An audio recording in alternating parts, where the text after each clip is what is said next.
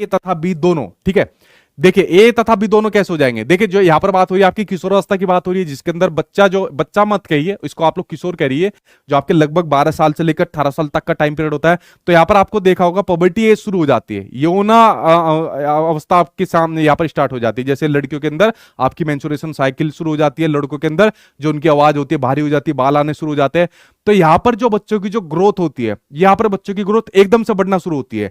जो बच्चों की ग्रोथ में यानी उनके शरीर के अंदर एकदम बदलाव आते हैं ना, जो शरीर में जो अचानक परिवर्तन आता है, शरीर में जो अचानक जो परिवर्तन आता है उसको आपकी ग्रोथ स्पट कहते हैं। जैसा आपने देखा होगा कि जो बच्चे की जो ग्रोथ बढ़ती है, सबसे पहली ग्रोथ उसकी आपकी इन्फेंसी स्टेज के अंदर बढ़ती है।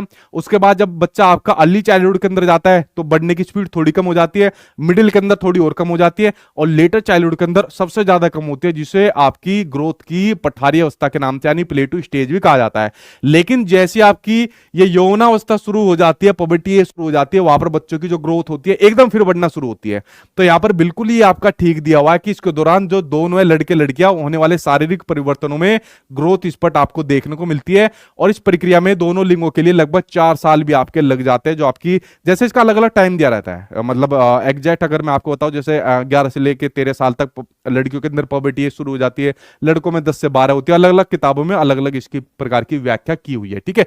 तो मैच्योरेशन आपकी किसके अंदर आ जाती है, दोनों के अंदर आ जाती है। तो पहला तथा दूसरा दोनों ठीक हो जाएगा। और जो लड़कियां मैच्योर होती है वो लड़कियां लड़कों के कंपैरिजन में थोड़ा जल्दी मैच्योर हो जाती है। जो अपनी फिजिकल एक्टिविटी रहती है वो लड़कियां ज्यादा करती है, अपनी जो खेल वगैरह यहाँ पर खेलती है, ठीक है। और इसी स्टेज के अंदर जो लड़के लड़कियां होते हैं दोनों को एक दूसरे के प्रति अट्रैक्ट होते हैं, यानी कि विषम लिंग आकर्षण उनके बीच में यहाँ पर होता है, ठीक है।